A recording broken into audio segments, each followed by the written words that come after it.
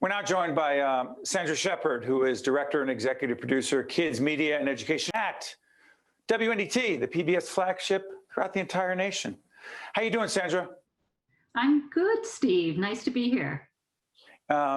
We are longtime colleagues, partners with WNET, based in New York, the PBS flagship, if you will. Put in context the conversations we've been having offline and also with Neil Shapiro, our president, as it relates to educational initiatives remotely being taught and the difference that's being made during COVID. Lay that out, which programs we need to talk about. Absolutely.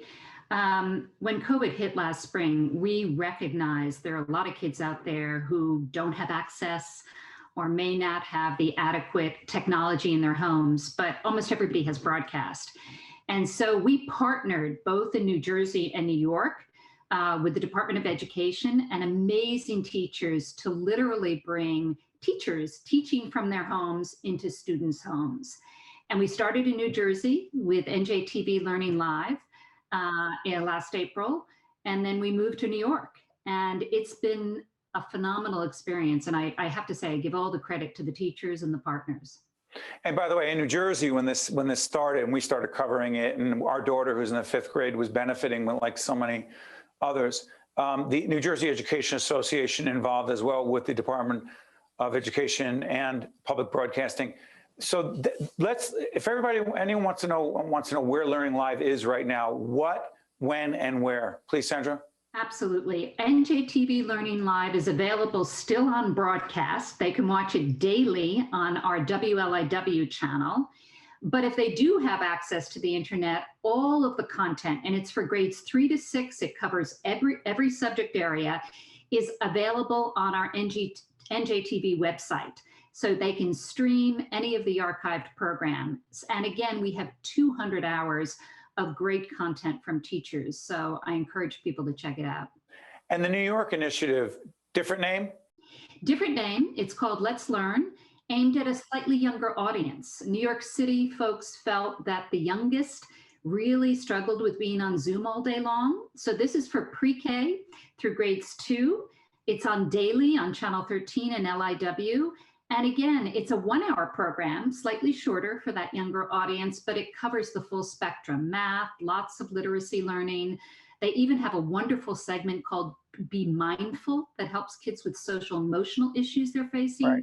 So I encourage people to either check it out on broadcast or on our website, letslearn.org, directly. I'm sorry to interrupt you. Say that again, Sandra. They can also access it on our website. It's called letslearn.org. They can go right to the content. Got it. And by the way, we're doing a feature. Mary Gamba, my colleague, our sister program, Lessons in Leadership, we're writing a book on innovation and leadership in the age of COVID and beyond. And there's going to be a case study on this initiative because it is about innovation. It is about leadership. It is about not accepting the status quo. And the larger question that I'm curious about from your perspective is the role of public broadcasting in these unprecedented times. Neil Shapiro, and by the way, check out the interviews we've done with Neil on our website, steveadubato.org. But the role of public broadcasting is evolving every day during this crisis, is it not? Yeah, absolutely. First of all, we felt that these initiatives are absolutely core to our mission. How do we reach the public with the most needed content? And I think with education, we had to respond very rapidly to where there were gaps. And that's what we did. We responded with significant partnerships and content on broadcast that is free to all and basically reaches 99% of the public. So these initiatives align with our mission, but they also forced us to go above and beyond, because doing everything remotely, working with teachers who are not, professionals on camera, required a lot of legwork and a lot of teamwork, and it happened quickly and effectively. By the way, Lauren, help me on this, our producer, Lauren Gary. We did an interview with the New Jersey Teacher of the Year who led up the initiative in New Jersey. Is it Kimberly Dickstein-Hughes? Yes, it is. But check that, Kimberly Dickstein-Hughes. I know Sandra said she's not a professional broadcaster or communicator. She is now. She is now, and she's incredible. Check that interview out. What is Camp TV? And how does that relate to innovation? Yeah, so again, it's looking for the gap and how do we fill it in public media. There is significant learning loss over the summer, and there are a lot of kids who just can't go to day camp. It's an economic and equity issue. So we responded with Camp TV. It's a 1-hour daily program featuring a head counselor and content from some of the best education and cultural institutions out there, getting kids to learn new stuff. So whether it's learning about animals or the planets from Liberty Science or a new dance move, but bringing in all of that magic. Is Lincoln Center involved as well? Lincoln Center's involved, New Victory's involved, the zoos, the botanical gardens, the libraries. We have about 25 partners who contributed content to Camp TV, and it's really magical. Kids learn amazing things, and we're bringing it back this summer. We started last summer, and we think this is going to be an evergreen. And this has a lot to do with, as you said, Sandra, we're doing an ongoing series called Confronting Racism. This is about equity issues. It's about inclusion. It's about the fact that there are so many children who don't have access to the things that so many of us may take for granted. And that's what public broadcasting is committed to dealing with directly. Absolutely. I mean, first of all, the pandemic and the kind of learning loss we're going to see, especially with children of color, is long lasting. And so this kind of content is going to have a long tail.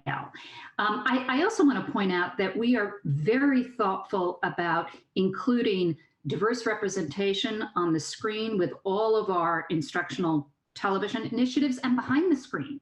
Many of our shows feature diverse authors and books.